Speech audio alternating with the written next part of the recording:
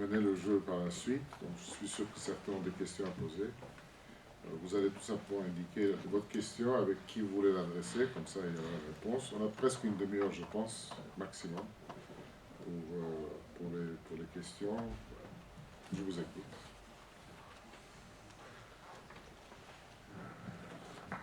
Est-ce qu'il y a une question?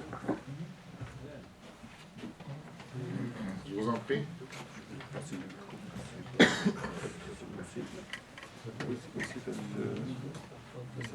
Attends. Voilà, comme ça tu peux passer.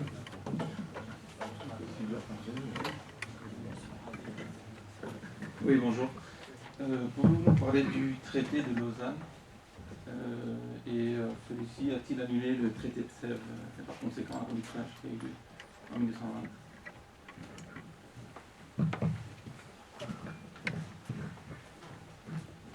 Très bien, je vous remercie pour cette question intéressante. Alors, en ce qui concerne, il faut voir au niveau juridique, tout simplement.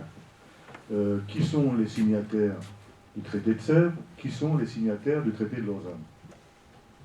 Si ce ne sont pas les mêmes États, dans ces conditions, l'un ne peut pas rendre caduc l'autre, ou vice-versa. Les signataires du traité de Sèvres, l'Empire britannique. Alors, quand on parle de l'Empire britannique, on parle du Royaume-Uni, de l'Inde, Canada, Australie, Nouvelle-Zélande, Union sud-africaine. C'est énorme. La France, l'Italie, le Japon, l'Arménie, bien sûr, puisqu'elle fait partie des puissances alliées, puisqu'elle a été reconnue avant la signature du traité, la Belgique, puisque je vous l'ai dit tout à l'heure, le Hedjaz, l'Arabie donc, la Pologne, le Portugal, la Tchécoslovaquie, la Grèce, la Roumanie et l'État serbe, croate, slovène, et aussi la Turquie. Qui sont les signataires du traité de Lausanne? L'Empire britannique, la France, l'Italie, le Japon, la Grèce, la Roumanie, l'État serbe, croate, slovène et la Turquie. Donc on n'a pas du tout les mêmes États qui ont signé les traités. Ce sont des États différents. Ça c'est une chose. Donc le traité de Lausanne ne peut pas remplacer ou rendre caduc le traité de Sèvres. À cela, je voudrais quand même vous expliquer quelque chose. Le droit international public décide que lorsqu'un traité collectif, par exemple, est abrogé ou remplacé par un autre, par exemple, ce dernier, par exemple le traité de Lausanne, ne serait pas opposable à l'État signataire du premier qui n'aura pas été partie au second. C'est-à-dire que l'Arménie n'a pas signé, l'Arménie occidentale n'a pas signé le traité de Lausanne. Donc, on ne peut pas lui opposer. Pour cet État, c'est-à-dire par exemple l'Arménie, le premier traité continue à avoir effet. En conséquence, l'Arménie signataire du traité de Sèvres, mais écartée du traité de Lausanne pour d'autres raisons, peut légitimement demander l'application des dispositions du traité de Sèvres. Donc, je pense que j'ai été clair au niveau de la réponse. Le traité de Lausanne a eu ses applications par rapport à la frontière, aux frontières syriennes et irakiennes, par exemple, mais pas du tout par rapport à la sentence arbitrale du président Wilson, qui est en fait cette sentence arbitrale une application déjà. Une sentence arbitrale, c'est une application du traité de Sèvres. Voilà, je vous remercie pour cette question.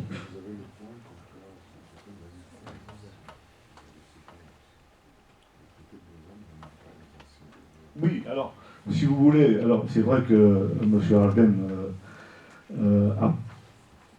j'avais étudié le traité de Lausanne, parce que souvent cette question revient. Je vais vous lire l'article 25, pour information. Alors, vous pouvez noter l'article 25. La Turquie s'engage à reconnaître la pleine valeur des traités de paix et conventions additionnelles. Tout à l'heure, je vous avais parlé des conventions additionnelles ou des traités additionnels, conclus par les autres puissances contractantes avec les puissances ayant combattu aux côtés de la Turquie, à agréer les dispositions qui ont été ou seront prises concernant les territoires de l'ancien Empire ottoman, de l'ancien Empire allemand, de l'Autriche, de l'Hongrie et de la Bulgarie, et à reconnaître les nouveaux États dans les frontières ainsi fixées. Ça veut dire que quelque part, il y a des dispositions dans le traité de Lausanne qui viennent appuyer les traités précédents. Donc, quand bien même ces dispositions n'existeraient pas, comme je vous l'ai dit, un État qui n'est pas signataire du second traité, on ne peut pas lui opposer l'application du premier. Je vous remercie beaucoup.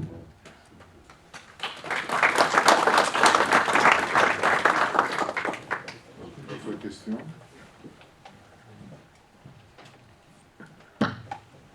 Bonjour. En fait, moi, ma question s'adresse à M. Applin. Aujourd'hui, plusieurs provinces d'Arménie occidentale sont actuellement souvent référées comme étant kurdes. Est-ce que vous pouvez nous affirmer s'il existe une réalité historique, juridique ou démographique d'un Kurdistan dans ces mêmes régions? Très bien, je vous remercie pour cette question. Alors, c'est vrai que, bon là, je n'ai pas de cartes qui sont diffusées par les populations, les responsables politiques kurdes, pardon. Mais c'est vrai que la question se pose. Quand on parle de Kurdistan, on parle de quoi exactement? Est-ce que le Kurdistan a une réalité? Alors, par rapport au traité de Sèvres, le Kurdistan est noté comme zone autonome de l'Empire ottoman, mais n'a jamais été reconnu comme État indépendant et souverain, comme l'a été l'Arménie occidentale. Quelles sont les prétentions kurdes? Est-ce que actuellement, ce sont des prétentions, comme vous l'avez dit, d'ordre démographique? Est-ce que ce sont des prétentions d'ordre politique, d'ordre juridique ou historique? Sur le plan historique, je vous ai fait la démonstration que nous habitons, nous, sur ces territoires depuis plusieurs milliers d'années, et nous avons, nous, une civilisation encore sur place aujourd'hui, même si elle a subi beaucoup de destruction, cette civilisation, elle existe encore en partie. La civilisation kurde, j'ai du mal à la connaître, je vous dis sincèrement.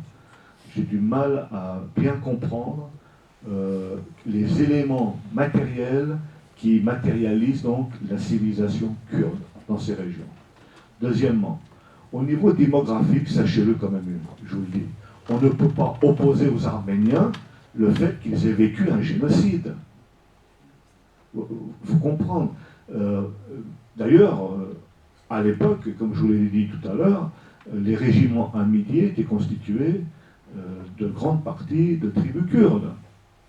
Donc on ne peut pas opposer au fait que les Arméniens seraient moins nombreux, je dis bien parce qu'on n'a pas vraiment de bonnes statistiques, moins nombreux en Arménie occidentale aujourd'hui, on ne peut pas opposer le fait qu'ils aient vécu un génocide. Ça serait criminel, ça serait 2 fois criminel. Et sur le plan démographique, tout à l'heure j'ai dit, les statistiques, on les connaît mal, et vous savez très bien, et vous-même, vous qui avez vécu sur place pour une partie d'entre vous, vous savez très bien qu'il existe beaucoup d'Arméniens kurdifiés. Il existe beaucoup d'Arméniens qui n'osent pas s'identifier en tant qu'Arméniens. Il existe beaucoup d'Arméniens islamisés, c'est-à-dire qui ont été convertis ou qui se sont convertis, je dis bien les deux. Et vous savez très bien, vous qui venez de là-bas, vous savez très bien que tout ça, ça vient d'Evshirmé, c'est-à-dire de la cueillette de nos enfants. Vous savez très bien que ces populations turques ou kurdes, lorsqu'elles sont arrivées chez nous, elles n'étaient pas si nombreuses que cela. Et qu'est-ce qu'elles ont fait exactement? Elles se sont introduites dans nos villages, elles ont massacré les parents, elles ont gardé les enfants. Et vous savez très bien que dans ces populations kurdes, que ça, en Arménie occidentale, au Kurdistan, en Syrie, dans toute la région, vous savez très bien que les grands-mères sont arméniennes. Donc, et les grands-mères, vous savez très bien que la grand-mère arménienne, elle est respectée même dans le village, au milieu des Kurdes. Elle est respectée parce qu'elle protège les enfants d'une certaine façon. Et les enfants la respectent. Je veux dire par là que dès qu'on s'approche de l'individu, dès qu'on s'approche de la famille, dès qu'on s'approche de nos parents, on voit très bien sur place qui est kurde, qui n'est pas kurde, et pourquoi les gens disent qu'ils sont kurdes, et pourquoi les gens ne disent pas qu'ils sont arméniens. parce qu'on vit aussi sous une pression. Donc, libérons les choses, et vous allez voir comment l'identité arménienne va fleurir sur toute l'Arménie occidentale. Merci.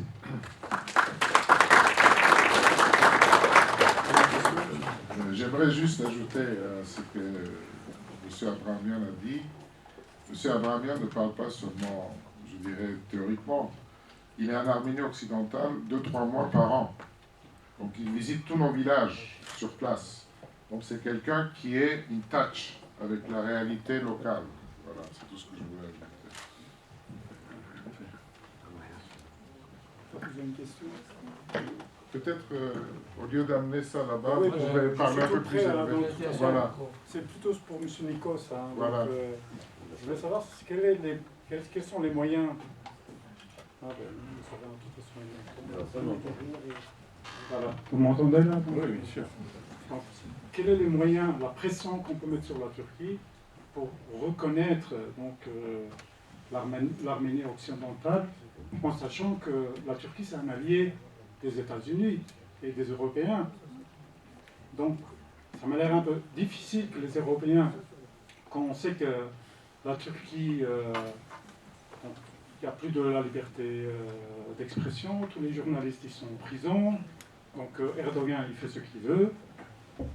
Je voulais savoir, par exemple, quand la Russie a pris la Crimée, donc les Européens et les États-Unis, qu'est-ce qu'ils ont fait? Directement une pression, sanction économique à la Russie, et la Turquie qui tient une partie de Chypre depuis des années, mais on ne dit rien.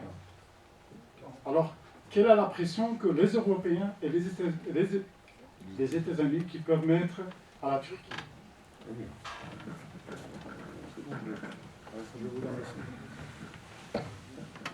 Alors, d'abord, il faut recadrer le contexte.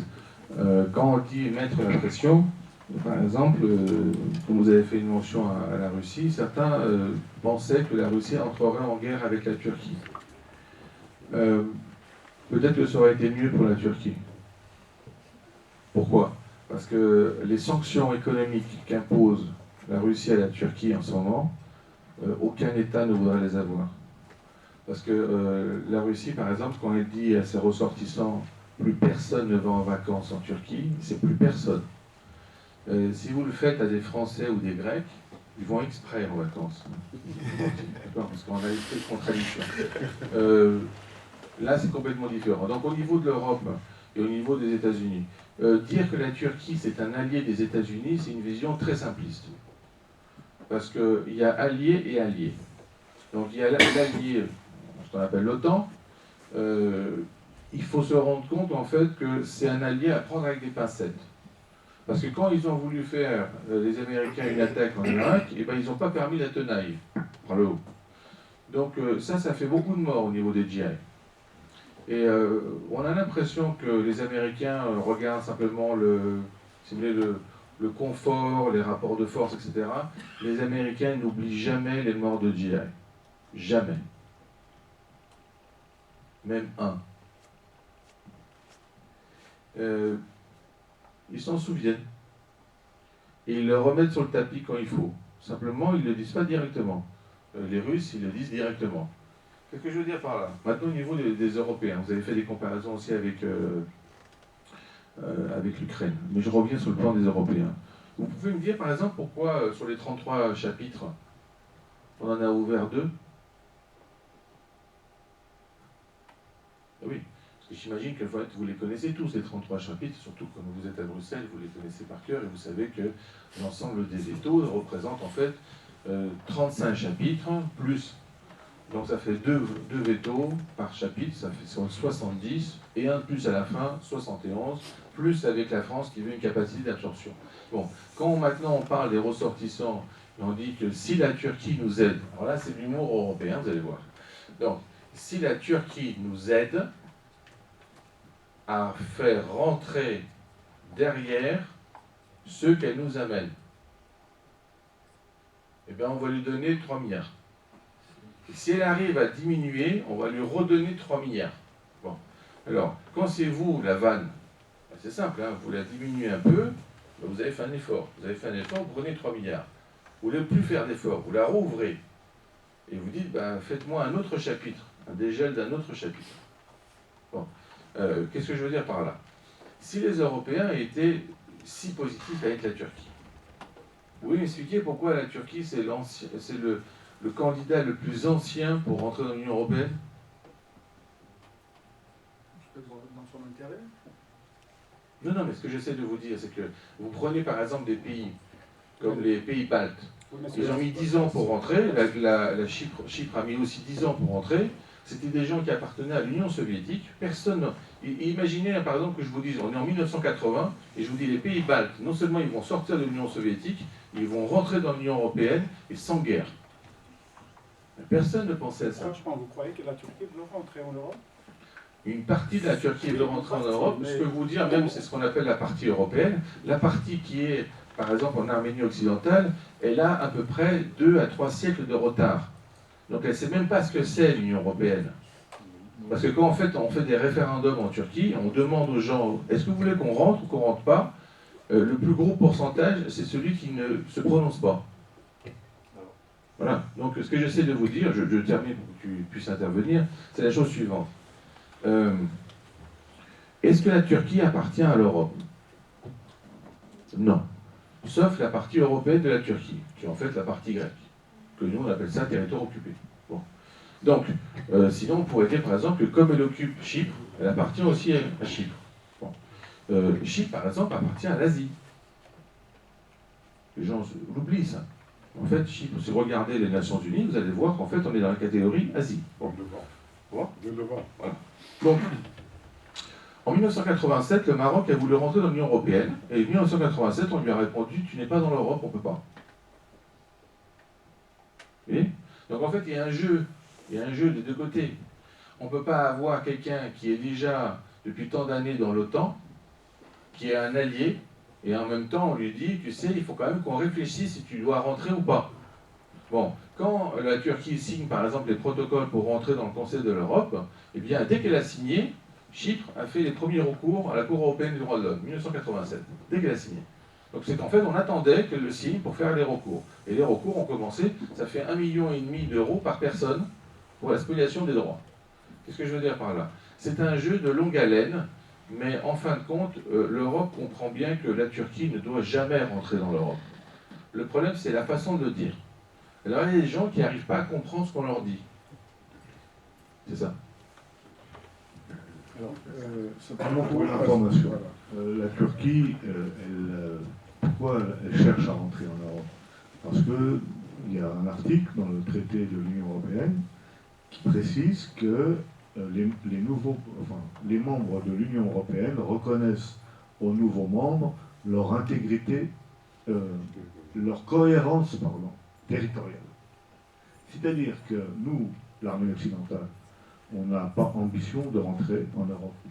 Mais si cette Turquie entre en Europe, elle aura une reconnaissance de sa cohérence territoriale par rapport à ce que vous voyez sur les cartes aujourd'hui. Donc, pour nous, c'est une information, mais pour nous, ça ne correspond pas à notre souhait. Et l'Arménie occidentale ne souhaite pas entrer en Europe. Je vais demander peut-être encore 5 à 10 minutes, nous avons maximum. Donc peut-être 2 questions encore, je vous en prie.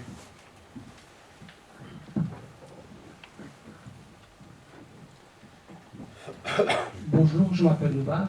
Voilà. Ma question, vu l'Europe divisée il y a 100 ans, il y a 200 ans, mais plus, vu l'Europe toujours divisée aujourd'hui, alors, comment vous voyez aujourd'hui de réintroduire le traité de Sèvres et soit ratifié? Professeur. Je vous remercie. Quand on parle de la ratification du traité de Sèvres, j'aimerais vous informer un petit peu, parce qu'il faut qu'on soit aussi là relativement cohérent. Quels sont les signataires du traité de Sèvres? Je reviens tout simplement sur cette question. La majeure partie des signataires du traité de Sèvres, ce sont des royaumes. Donc quand on voit par exemple sur le traité de Sèvres où c'est noté de Sa Majesté le roi des Belges et les noms des signataires. Ces signataires signent au nom du roi des Belges et il faut pour cela étudier les constitutions de chaque État signataire pour savoir si les signataires du roi, qui ont signé au nom du roi des Belges, ces signataires, est-ce qu'il est nécessaire d'avoir une ratification après ou pas? Ça, c'est une première chose. Deuxième chose, pareil pour la France, qui est le seul État démocratique à l'époque à avoir signé le traité de Sèvres. Il faut savoir que le traité de Sèvres s'est réalisé donc à Sèvres en France. C'est quand même M. Mitterrand, qui est le ministre des Affaires étrangères, qui était le président du Conseil des Alliés. C'est-à-dire qu'il avait directement carte blanche de la part donc, du président. Et si on reprend la Constitution française de l'époque, on s'aperçoit très bien que le traité de Sèvres, c'est le président qui doit ratifier. Alors moi, comme vous m'avez posé cette question, on va aller chercher quand même un document sur la ratification, parce que souvent c'est un document, alors ce document personne n'a, que vous avez l'exclusivité là aujourd'hui, c'est extraordinaire. Et moi je vous montre un décret, quand on parle de décret justement, de décret de ratification. Alors, je vais regarder. C'est le 3 juillet 1920, rapport au président de la République française. Les contrats d'engagement qui lient les volontaires de légions arméniennes et syriennes doivent prendre fin à une date qui sera fixée par décret et qui ne pourra dépasser celle de la loi portant ratification du traité de paix avec la Turquie. Cependant, la date de ratification apparaît encore assez lointaine et il ne semble pas qu'il y ait à retenir sous les drapeaux des volontaires dont l'assistance nous a été précieuse pendant la guerre, mais dont le nombre est assez réduit depuis l'introduction dans les légions des engagements à terme fixe, etc. Qu'est-ce que je vais vous dire? Je vais vous dire que la France, elle s'est engagée par décret à ratifier le traité de Sèvres. Est-ce qu'elle l'a fait? Est-ce qu'elle a honoré son engagement? Est-ce qu'on peut opposer à l'Arménie occidentale le fait que des États, sous forme de décret à ratification, ne vont pas au bout de leur processus de ratification? Eh bien moi je vous dis, on ne peut pas. D'autant plus qu'il y a des traités conventionnels exécutoires. Donc par rapport au traité de Sèvres, et en fait par rapport à tout le processus juridique de l'Arménie occidentale, premièrement, le crime a eu lieu. Deuxièmement, les États-Unis étaient juge-arbitre. C'est le 28e président des États-Unis, Woodrow Wilson, qui était juge-arbitre. Qu'est-ce qui nous manque donc en fait aujourd'hui? Il nous manque ce qu'on appelle, et s'il y a des juristes qui le savent très bien, un juge d'application des peines. Les peines ont déjà, les sentences ont déjà été sur la table. Il nous manque le juge d'application des peines. Quel va être l'État dans les quelques semaines, dans les quelques mois ou dans les quelques années à venir qui va prendre en charge l'application de cette peine, de cette sentence vis-à-vis de l'Arménie occidentale? Eh bien, je crois que nous le vivrons tous ici présents très bientôt. Voilà, je vous remercie. Merci, monsieur. J'aimerais tout simplement ajouter un point à ce que M. Abramian a dit, parce que je connais aussi un peu le problème, c'est que la sentence arbitrale a eu lieu 4 mois après le traité de Sèvres, c'est-à-dire fin novembre, le traité de Sèvres c'est en mois d'août. Alors moi je n'imagine pas un président des États-Unis qui aurait fait une sentence arbitrale sans avoir eu la ratification dans son esprit. Alors, vous vous rendez compte, un président américain qui a le droit de faire cette sentence arbitrale par le traité de Sèvres et qui est en train de fixer des frontières pour un traité qui n'a pas été ratifié. C'est complètement illogique. Alors, si je prends le traité additionnel que je trouve, que j'ai en ma possession, là, qu'est-ce qu'il dit? Les hautes parties contractantes, soucieuses d'assurer l'exécution de l'article 93 du traité de paix avec la Turquie. Ça veut dire quoi? Ça veut dire qu'on a des traités additionnels exécutoires, c'est-à-dire qui sont soucieuses d'appliquer l'exécution. Ce qui nous manque en termes juridiques, c'est l'exacuture. c'est-à-dire en fait l'exécution de la sentence. Voilà, merci monsieur. Une autre question et c'est la fin, je crois. Oui, j'ai une dernière question. Un peu pour finir la réunion, justement, c'est... Donc le sujet un peu aujourd'hui, c'était l'Arménie occidentale. Donc, mais moi, je me posais la question, comment imaginer en réalité créer un État d'Arménie occidentale maintenant, alors qu'on sait qu'après le génocide, il n'y a presque aucune communauté arménienne qui vive dans ces régions. Donc j'aimerais savoir comment on peut imaginer ça, et c'est justement le but de cette réunion. Donc, Alors, je vous remercie pour cette question. Moi, j'ai répondu tout à l'heure en partie. D'abord, faites attention à ce qu'on affirme. C'est-à-dire, si on dit qu'il n'y a pas d'Arméniens en Arménie occidentale, faites très attention, on se trompe. On sait très bien qu'il y a les Hanchen dans le nord, on sait très bien qu'il y a des Arméniens islamisés, des Arméniens kurdifiés, des Alévis arméniens. Il y a une population de plusieurs millions d'Arméniens sur nos territoires aujourd'hui. Sans nous compter nous, sans nous compter les Arméniens, sans compter les Arméniens en exil. Donc faites attention, parce que les statistiques, vous savez, je suis sûr que, je suis certain que la Turquie, elle sait très bien, il y a combien d'Arméniens en Arménie occidentale. Ensuite, simplement moi aussi pour clôturer, je voulais vous dire qu'on ne crée pas un État. C'est-à-dire que tous les documents que j'ai, ces documents qui datent de l'époque, des documents d'époque, si devant vous je devais les déchirer et les jeter à la poubelle, vous m'accuseriez demain. Vous m'accuseriez en me disant, mais attendez, qu'est-ce que vous avez fait?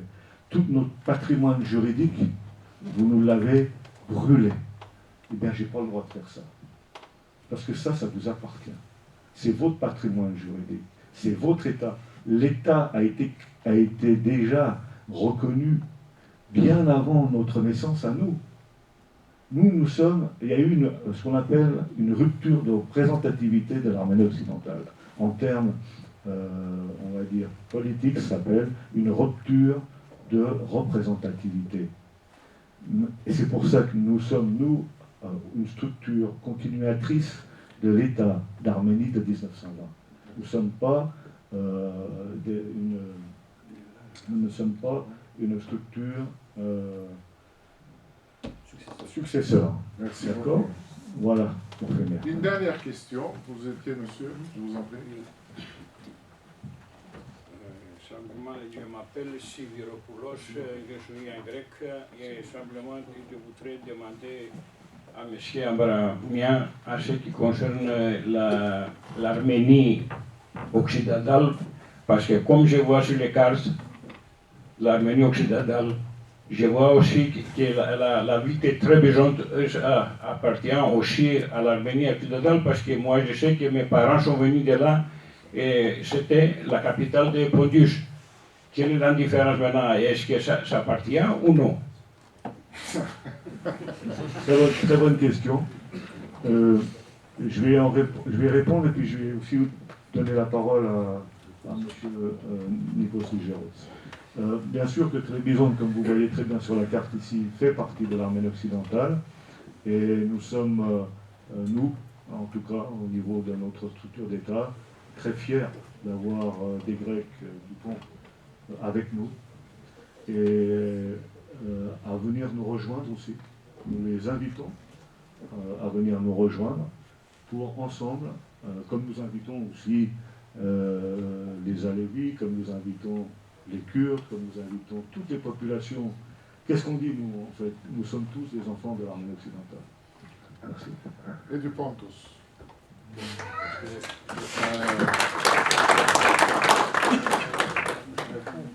Je vous en prie. Donc, pour répondre en français à un ami grec, pour vous dire que Trébizonde, évidemment, a une forte population pontique aussi, mais en fait, il n'y a pas d'incompatibilité. C'est pour ça qu'en fait, déjà de Grecs, on a des gens qui ont pris leur carte d'identité d'Arménie occidentale, qui sont de la même région, peut-être même que vos parents, parce qu'en fait, ils considèrent que c'est un mouvement de libération de cette zone, puisqu'en fait, c'est un territoire occupé pour nous, pour les Grecs. Donc, ce qui se passe Si on peut aller un peu plus loin, si le Conseil national le permet, c'est pour ça qu'ils sont mis entre, moi je me suis mis au milieu, ils m'encadrent quand même, c'est qu'en fait, il faudra aller un peu plus loin. Voilà. Donc ça va être des revendications de la part des Grecs, unis avec les Arméniens, pour que cette partie, vous voyez en fait, nous, au niveau des pontiques, on a un bout qui nous manque là. Hein? Et bien ce bout-là, il faut qu'il soit rattaché à cet ensemble-là pour que ça soit plus cohérent. S'il est tout seul, il n'est pas viable. Si le pont est tout seul, il n'est pas viable, mais le pont avec les Arméniens, comme région, est absolument viable et même tout à fait cohérent. C'est pour ça qu'on a ce changement de phase qui est très important puisqu'on voit un processus de libération pour l'ensemble des deux peuples. Voilà, donc ils ont répondu à toutes vos questions. La question principale est la suivante. Aujourd'hui, que ce soit les Grecs pontiques, que ce soit les Arméniens, que ce soit les Syriaques, que ce soit les autres populations autochtones qui vivent sur place, ont été victimes d'une terreur, ont été victimes d'un État terroriste qui nous a expulsés de nos terres. Le problème, c'est qu'il n'y a pas une continuité territoriale entre le Pontus grec et la Grèce. Et le fait d'avoir une Arménie viable avec l'accès à la mer Noire, c'était l'idée de faire cette carte. À l'époque, l'ambition de l'Arménie occidentale, se basant sur ce traité juridique, est justement de faire de là un modèle d'un État démocratique, progressiste, qui a les valeurs de civilisation occidentale, où tous les peuples de la région vivent en paix avec leur autonomie culturelle, religieuse et ethnique. Voilà.